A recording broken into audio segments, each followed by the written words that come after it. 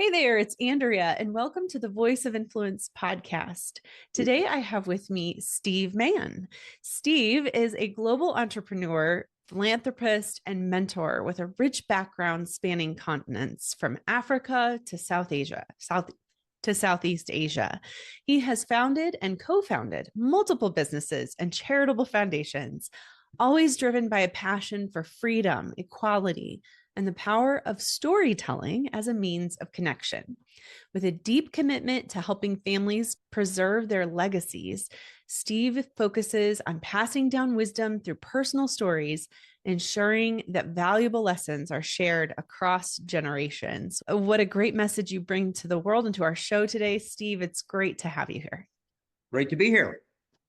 So I'm curious, when you were a kid, did you care about all these same things?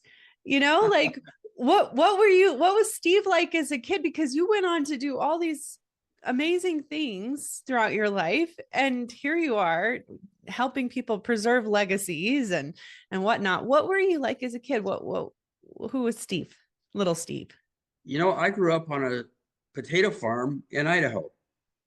And I used to ask, or people used to ask me, well, what'd you learn on that farm? I said, well, I learned hard work and learned all those things. But mostly I learned I wanted off that farm. Uh, I wanted to go do things and see the world. And so I guess it started with that. The other thing that kind of maybe made that move a little faster is they didn't find out that I couldn't see until I was in the sixth grade. I was nearsighted, so I didn't know there were mountains around me. I Oh, wow. couldn't play ball because I couldn't see the ball.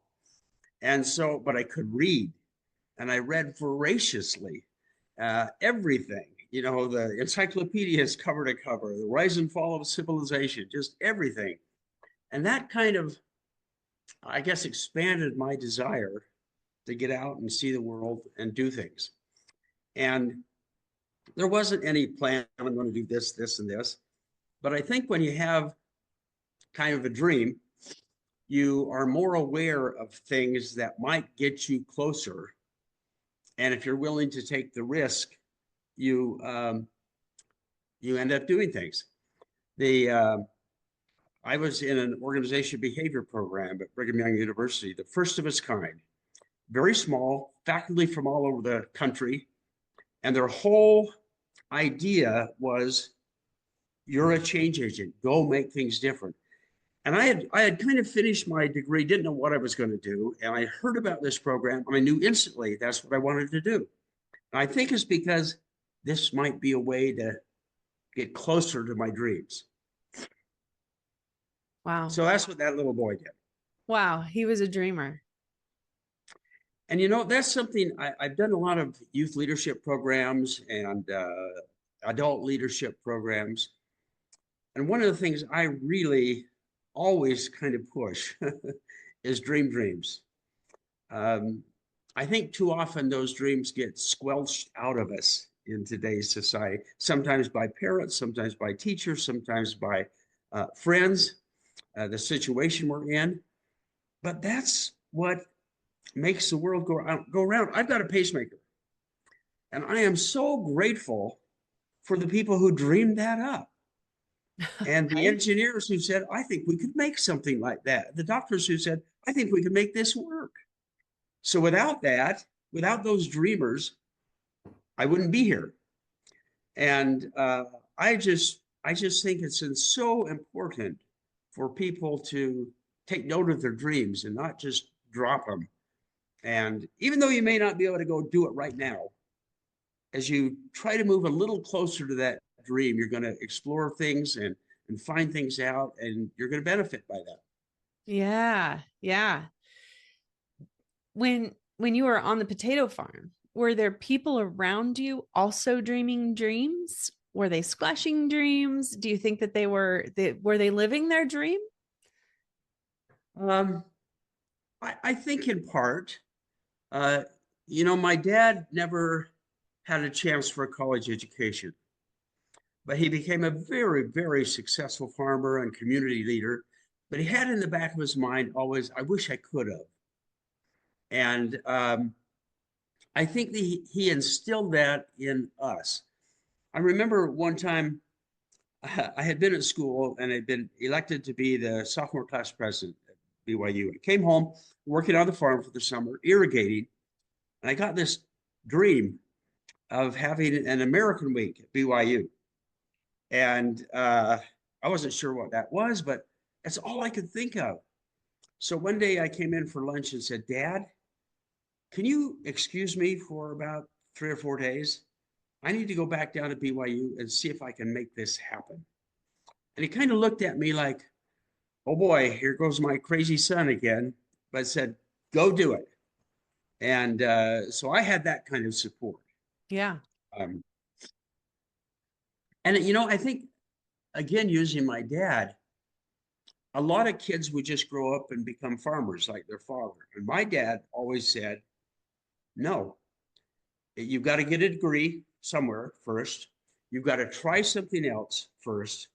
And then if I can't talk you out of it, you can come back and farm. Mm. And so he wanted to make sure we went. My brother, older brother, he did just that. Always wanted a farmer, but he had to get his degree. He had a great job. Came back and talked my dad into letting him farm. That's so But that interesting. background really supported me. Yeah.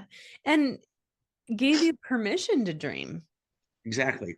I've noticed that there are times I've noticed this dynamic.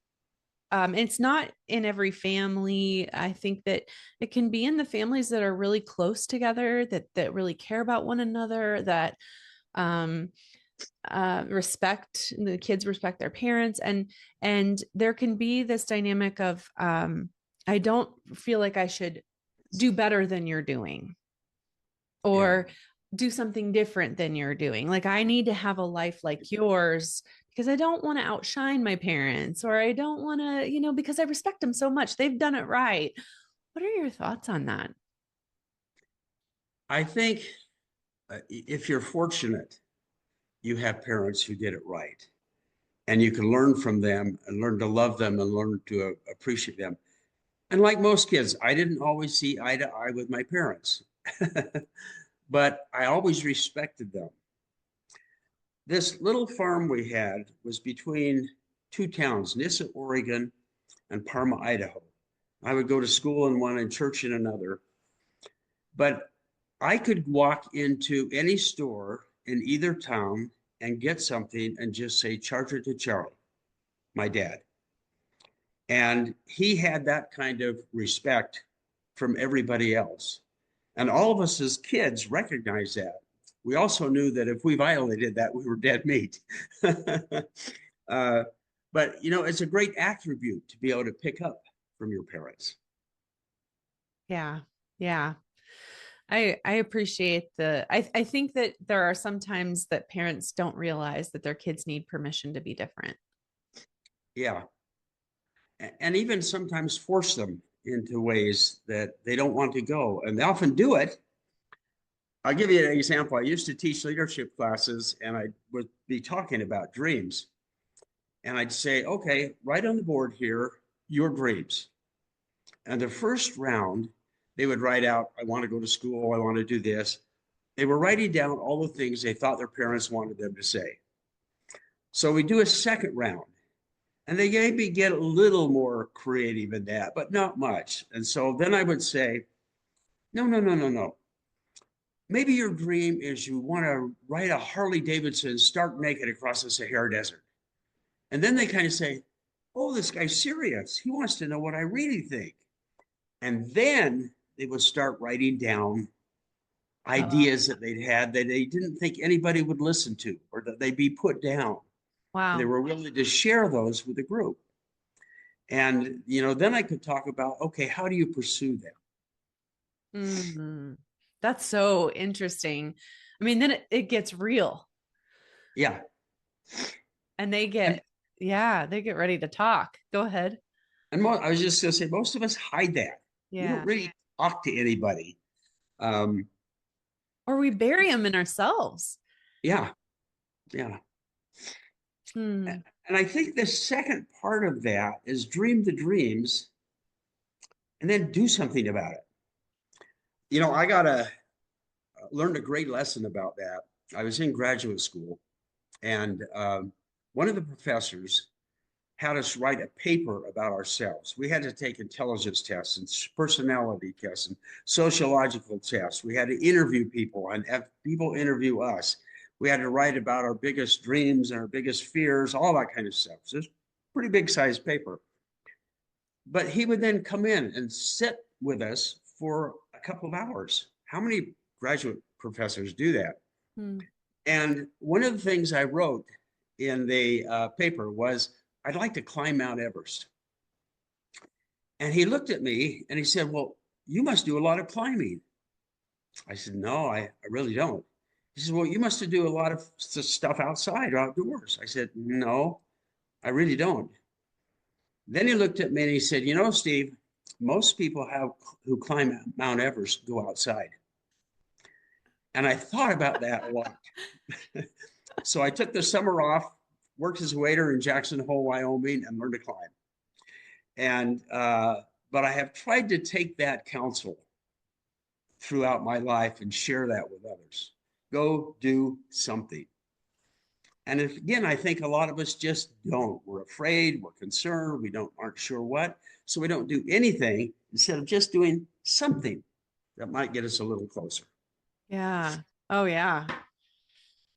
So you've built businesses, you've been around the world, you've had a lot of different experiences. And I'm wondering why, at what point did storytelling become so important to you? Because I know you talk about it a lot and it is important. And I'm wondering if it was always important to you or if it was something that you realized at some point that this actually makes a difference. It's one of those things that grew. The first time I was kind of aware of it is we were packing to move to Zimbabwe from Boise, Idaho. And one of my sons, who was, let's see, probably about 9 or 10 at the time, there were two, I have two boys the same age here, and they were packing and they came across this picture of me with President Reagan and another with President Bush. And they said, what is this? Is this Photoshop? And, because I realized they had no idea of time I had spent at the White House, or for that matter, most of my life before them. And we had never talked about it. We never had talked about what that meant to me, what I learned from that, what it was like. And I thought, man, I've got to do a better job of kind of talking about things. Um, Another thing happened much, much later. I was telling stories to a grandson. And I was telling stories about my youngest two boys, these same two boys, their uncles, they're who happened to be black. And I was talking to them about, sometimes they would be followed home from school by the police because of their skin color. And this 7-year-old Benjamin looks at me and he goes, that's dumb. Why would they do that? Well, that kind of led to a discussion. And it's not easy to explain prejudice to a 7-year-old. And I thought he just kind of let it go, but he didn't. He wanted to talk more about it. In fact, the next morning he brought up with a family. And that led to a great big discussion about prejudice and discrimination and judgment. And I thought, maybe I can use stories for more than just entertaining grandchildren.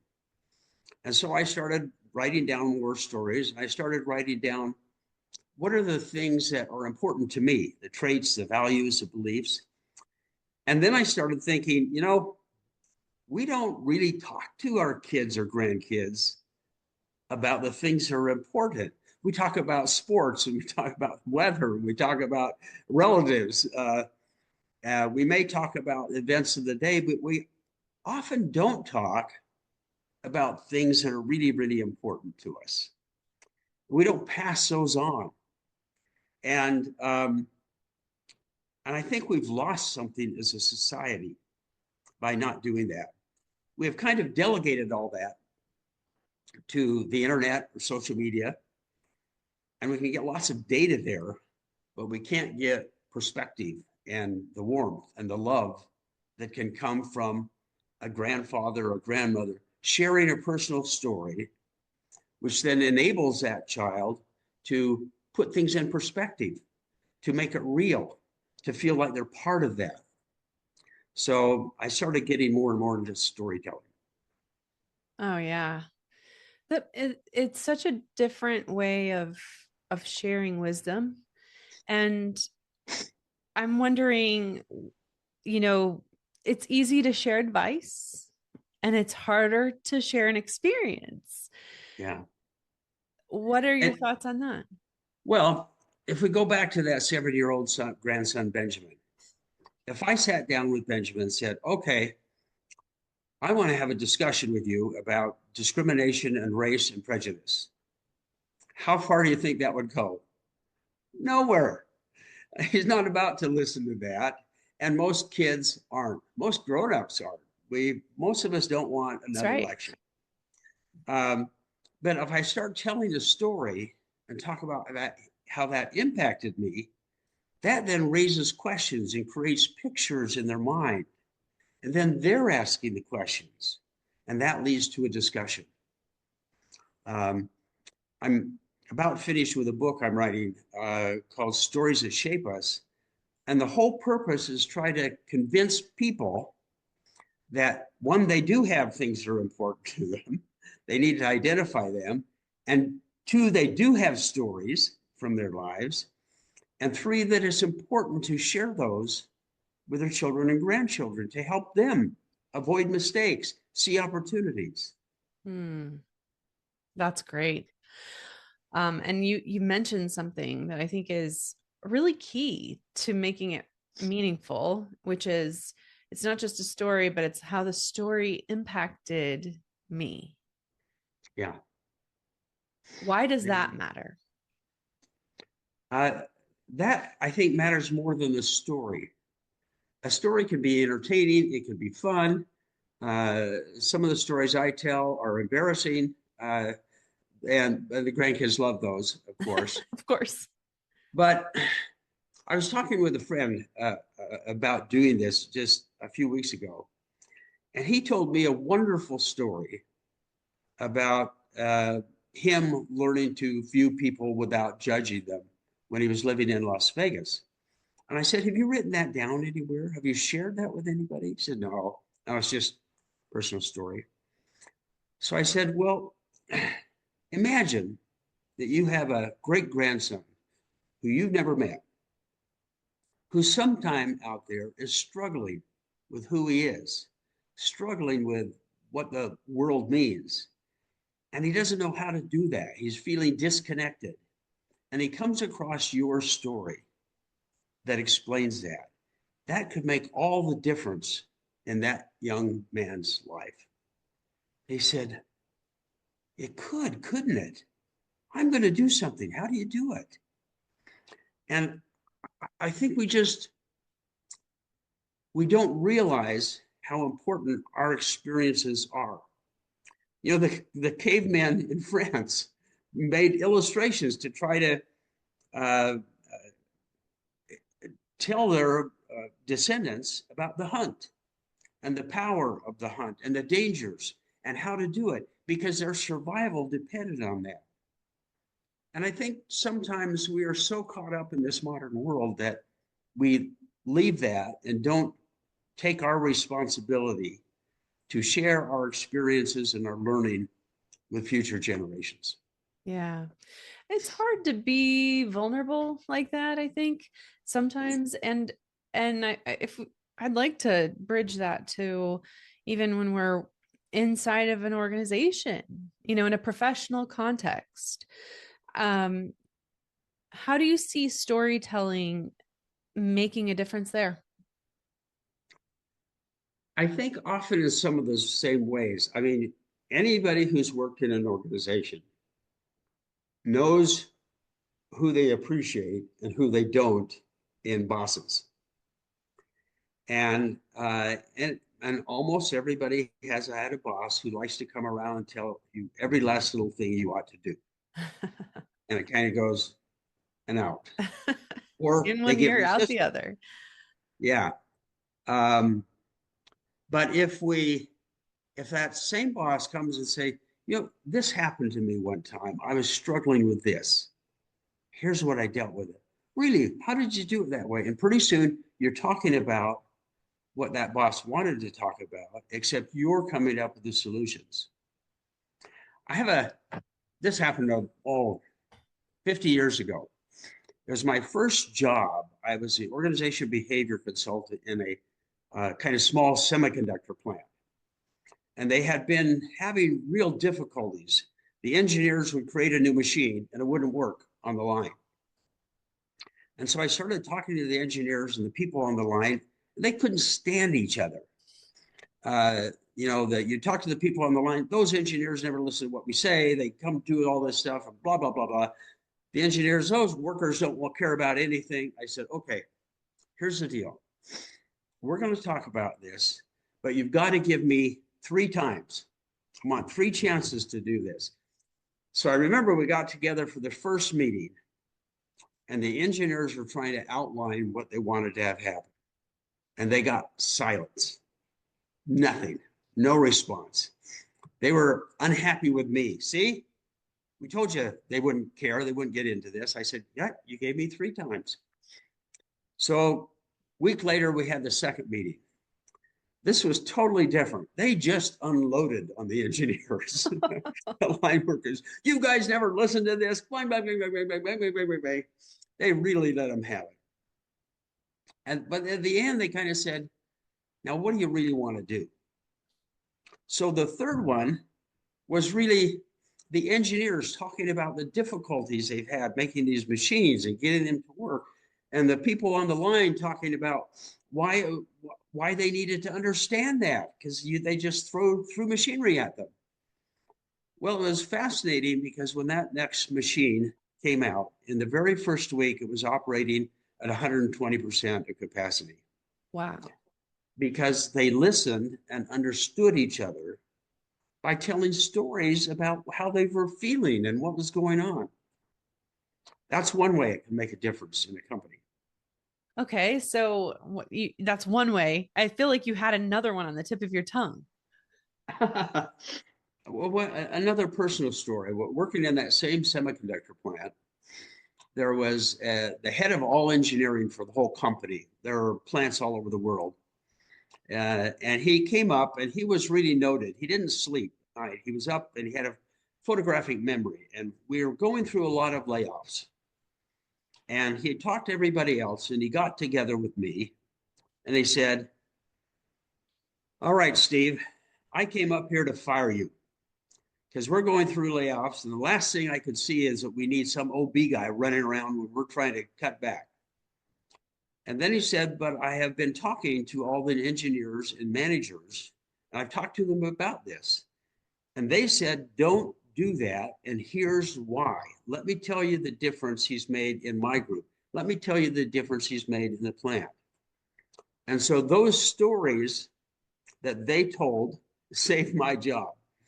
This chief engineer said, look, I'm not sure I believe it, but they convinced me to let you stay.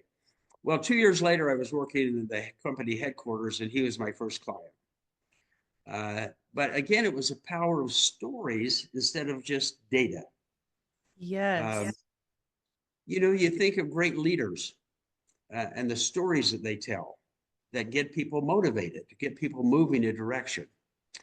You think of great religious leaders, and mostly they told stories and to try to help people understand. When we first moved to Zimbabwe, we were invited out by some friends to, come over for lunch. And typical Americans, we take what we had, get there right on time, expect to eat lunch and go. That was not their expectation. Their expectation is you spend all day and you sit and you talk and you work on things. And I realized we had kind of lost the ability to do that. We didn't know how to do that. We don't do that as Americans. Everything is timed. You're trying to be cautious of everybody's time. And you would never dream of, hey, I'm just coming over, so I thought we could sit and tell some stories. Yeah. I just had a podcaster actually who was from Trinidad and Tobago. And she talked about liming. And I had never heard that term. She said, yeah, in the culture I grew up in, sometimes a family, sometimes parts of the neighborhood, we would just get together for no purpose other than to talk and tell stories. And she says, those are my fondest memories of my childhood. That's where I learned things, was listening to all these people telling stories. Great term, liming. I looked it up because I never heard it before. It's How do for you real. spell it? Like a lime, Liming. Okay. Okay. E-I-N-G. Yeah. Yeah. That's so interesting. Um, okay. So do you mind if I circle back to the White House? Oh, sure. um, can you, I'm curious what you were involved with. How did you get to the point where you were having your picture taken with presidents? And, what were you doing? What were you doing, consulting? What was going on? Well, the work at the White House was really a very small piece of my life, but that, of course, fascinates everybody. Sure. I had just taken my dream job in California as organization behavior consultant for a company. Okay. And I'd only been there a couple of months, and I was excited about it. Things were starting. And I had a friend who was working in the advance office at the White House who called and said, would you consider coming with us for the campaign? We need some help on the advance team. Well, it's kind of an interesting connection. How can you? Well, this guy had been my roommate in college. Okay. And I immediately said, yes, who's going to pass up that opportunity? Went to my boss and he said, I'm sure we can arrange a leave of absence for you to do this. So off I went. And talk about dreaming dreams. They're trying to woo us at the White House. So we're on the presidential yacht. They had one then. Kind of steaming up the Potomac, fireworks going off across the mall, people delivering cognac and cigars. And I'm thinking, what's this little boy from Idaho doing here? Do I belong on this boat? But I went to work then for the next 6 months. It was a Ford campaign then. And advanced people go to a city. Well, at the beginning of the campaign, you go 2 weeks early. And you start working through problems and issues and where's the president going to be and what's he going to say, who's he's going to meet with, where's the press go, how do we get them accredited, what's the light, all that kind of stuff. And then toward the end of the campaign, you're lucky to be there for a day. And in fact, when we knew we were losing, when I got on the campaign in Columbus or on the airplane to come home, it made 2 stops and I didn't hear any of it. A flight attendant woke me up in San Francisco and said, Mr. Mann, it's time to get off the plane. I slept through the whole thing. You were exhausted. We hadn't been able, we get 2 or 3 hours of sleep a night. I lost 25 pounds in that 6 months just because there wasn't time to eat. Anyway, made lots of friends. And if we had won, would have gone to the White House and life would have taken a whole different direction. And it's one of the things I like to teach, but we didn't. Instead, I went back to San Francisco, met my wife, started a company, and the whole career changed. In fact, one of the things I try to teach people is life is serendipitous. It doesn't mean it's right or wrong. It means it's different. And you just have to go with it. I guess since you asked one other thing about the White House, a few years later, they asked me to go to Germany with President Reagan, because I spoke German and had some experience with the White House staff. Wow. And I was fortunate enough to be at Checkpoint Charlie at the Berlin Wall when President Reagan stepped across the line. No way. Looked up at the guards and said, Mr. Gorbachev, take down this wall. Oh my gosh. I know. That's wild. Exciting. It was exciting. And see, that's an example. My kids had no idea any of that had happened until they pulled out that picture. Wow. Wow. And you were there to be an interpreter to, No, I was there again to set up things for the press and make sure yeah, the light is all right. People knew where they were supposed to be and where they were going. yeah. Um, And I'm sure there was some German involved. yeah, there was. Wow. That's so cool. Did you feel like as you were doing things like this, um, did you have a sense of I'm really living into that dream that I had when I was a kid? Or, you know, were you still striving for something? What was it like in the middle of it? Was it satisfying? Were you still pushing, striving?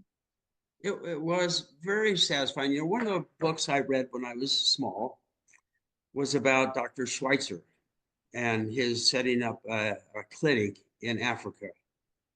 And I was captivated by that. And so for about 30 years, I did mostly humanitarian work.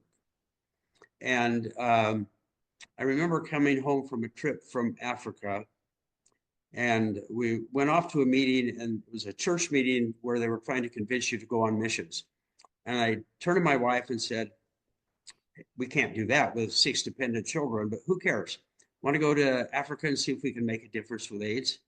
She said, absolutely, let's go. We talked to the kids that night, and 5 months later, we were living in Zimbabwe with 6 dependent children. And I started going around trying to do things, but it was another completion of a dream that started way back reading that book. And I didn't lay out a plan back then. This is what I'm going No. to do, but I was just looking for opportunities to do the things that I wanted to do and found them. And so I was kind of aware at the time, boy, this is something I thought of way back then.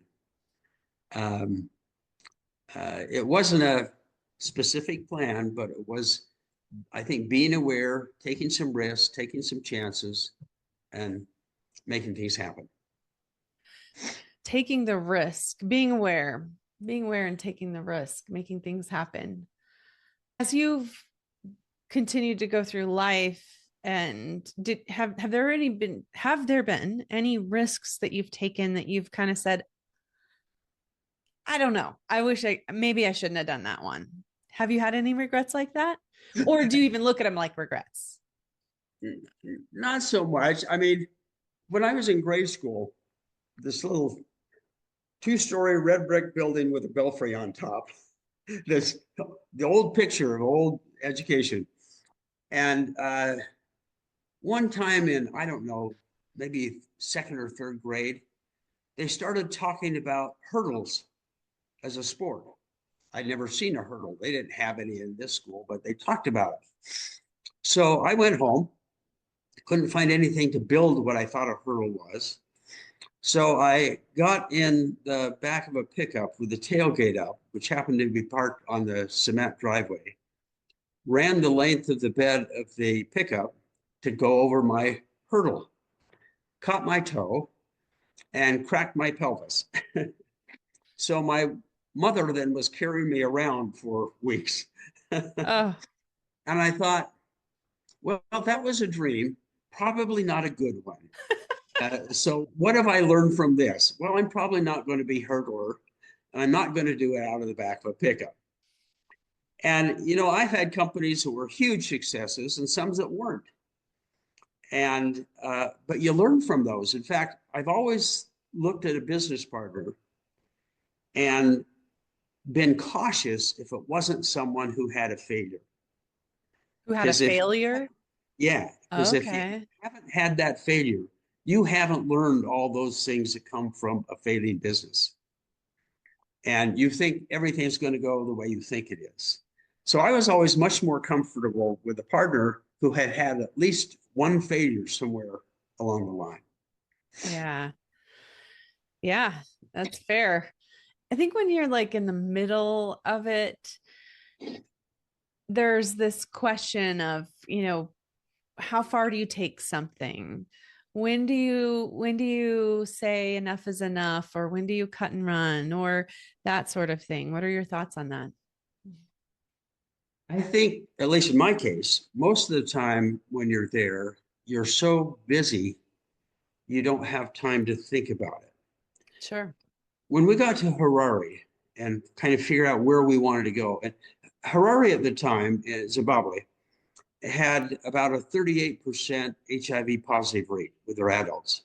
Back then, that was a death sentence. They were usually dead within 5 years. But you weren't allowed to talk about it. Country didn't want anybody talking about AIDS back then. And I finally decided that the best thing I could do was create some programs. I worked with some just great Catholic sisters to do this, but create some programs to help junior high and high school kids avoid getting AIDS. And but it was a time I was all night long writing programs, writing things. In the morning, going out to government ministers and trying to argue how we could do this and get their support to do things. In the afternoons, running programs and pilots. And I wasn't thinking about how far you take this. I was thinking about how am I going to get this done for tomorrow's session. Yeah. In fact, one regret I do have from that is I got so caught up in that, I really wasn't paying attention to the struggles my own family was having in a brand new country, no support, no friends around, don't even know how to go get an aspirin somewhere, Yeah. and struggling with all that. But I had gone from almost a full-time dad to a very minuscule dad at a time when they needed me most. But I was so caught up in, I've got to do this, I've got to get this done or people are dying. And so I think when you're there, you just go. You're not thinking, I'm thinking about how do I raise money to support this? I'm thinking about the next embassy I can talk to, but I'm not thinking grandly, I guess, in terms of what you do. Those things kind of evolve. It was very successful. Eventually, we started taking it to other countries in Eastern and Southern Africa. But it grew because of what happened, not because of any master plan. That's so fascinating because I think when we're going through life and we're not really sure where we're headed, but we're moving towards something that might feel like a dream, it can be hard to know where we're at and what path we're actually supposed to take or whatever. And yet moving through, it sounds like what you're saying is staying in it, recognizing where you are and what the next step is, maybe. Well, yeah, I don't know if you know who Tom Peters is or was. Yeah. Uh-huh. Tom wrote Toward Excellence, which when it came out was the best-selling business book ever. And I worked with Tom on some programs that we were developing. And one of his favorite sayings was ready, fire, aim. And, go do something and then figure out what didn't work. Well, I certainly don't like everything Elon Musk is doing, but look at what he does with his rockets. He blows them up, multi-million-dollar rockets, so he can learn from them. So that was literally ready, fire, aim. Right. And what Tom was trying to say is you can't think everything through perfectly because things change and you don't have all the pieces. And you're not that smart.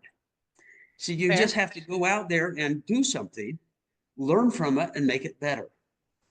And so that's kind of what I've tried to do. So you've been talking about things that have to do with mentorship this whole time, but I'm going to ask you a specific question about mentorship and just see what you say. Sound good? I'm curious to see what I'll say too. Okay, so when you've had good mentors in the past, I'm sure that you've learned from people in different ways. Is there anything in particular, let's say maybe besides storytelling, that you have adopted as a way of mentoring others? And you can use storytelling. Maybe you have a different nuance to it that you want to share. Well, I'm just thinking, I have had so many incredible mentors throughout my life, from teachers in high school to business partners who 50 years later I still absolutely love, to professors who changed my life. And if I try to look at the commonality, uh, it was almost always people who would spend some time with me. Not just give me something to read or tell me something, but would understand me and what I was trying to do. I remember once many years ago, I was asked to be a youth leader, and I was terrified because I had never done things with kids, people my own age. I was always dealing with people 10, 15, 20 years older than me. And so they didn't know what to expect either. So I started just going to the high school, going to one of their events, track or football or a academic session, and being there. They say, let's go get some ice cream. And hey, tell me, how did you feel winning that? And then they would start talking. And what happened was they began to trust me and they began to ask me questions. And it was almost like they would then do anything I asked them to do. Hey, can we do this? Yeah, let's go do it. Because they had built that trust. And I think the mentors that I've had throughout life are those who spent enough time with me that I could build trust in them. And I knew that they had confidence in me. When is your book coming out? Do you have a plan for the book at this point? It's in editing right now. Okay. The goal is to have it out June 1st. Okay. So there's still a lot to do, layout and Yeah. covers and things like that. But we'll be pretty close to that June 1st, I think. How can people find you and your book? I never had a social media presence. I'm too busy, and but I have a son who's a PR guy, and so he is creating a social media presence. That's what he calls it.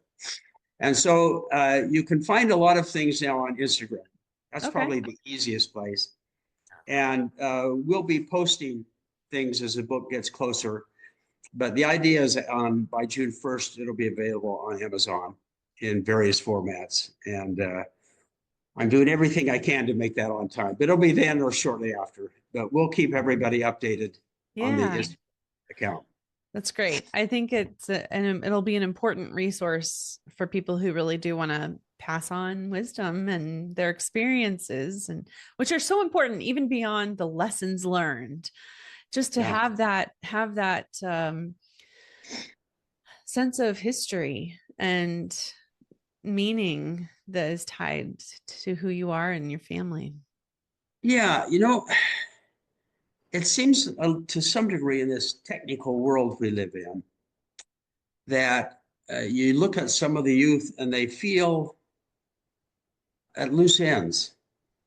They sometimes don't feel that they're part of something and that they're just another cog or another piece of data out there. And if they can, through stories from their father or grandfather or grandmother, start connecting to things that have happened, it gives them a sense of who they are. It gives them a sense of purpose. It gives them a sense of understanding. It gives them perspective on things. And that can change their whole lives. Whereas another piece of data doesn't necessarily do that. Oh, that's a good point. We'll link to your Instagram on show notes. Well, And we'll get you a book when it comes out. that'd be great. And or I'll get one. The last question that I have for you is, if you could offer one challenge to someone who really wants to help shape the future, what would it be? I guess for me, it would be to challenge and to try to convince them that you can make a difference. There are a lot of people on this earth. There's a lot of data out there. And sometimes it's easy to just think, who am I? You know, what can I do? I just go with the flow because that's all I can do. And that doesn't bring, I don't think, much joy to life. Because I think all of us would like to make a difference somehow. And you know, you don't need to start a foundation or be president of a company to make a difference. You can make a difference by saying hello to somebody. In fact, I gave a talk after a march for freedom at the steps of the Boise State Capitol one time. And it was a cold, rainy night and almost Christmas time. And there were a bunch of people gathered. And, you know, I said, you know, I don't think that, you know, I'm not going to ask you to go march somewhere or go to write a book or go do something dramatic. But when you see somebody who's a different color or a different language or a different religion, just walk over and say hi. And I think if we could all do just that, everything else would change. And so I really try to encourage people to believe in themselves that they can make a difference. It might be just saying hi. It might be who knows what. It might be following their dreams. But people need to have the confidence in themselves that they can make a difference. That's great. Thank you so much for sharing your stories with us today on the Voice of Influence podcast. I really appreciate it, Steve.